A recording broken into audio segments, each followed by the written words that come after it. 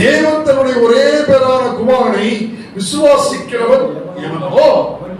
அவன் கெட்டு போகாமல் அவன் நித்திய ஜீவனை அடையும்படிக்கு அவரை தந்தரடி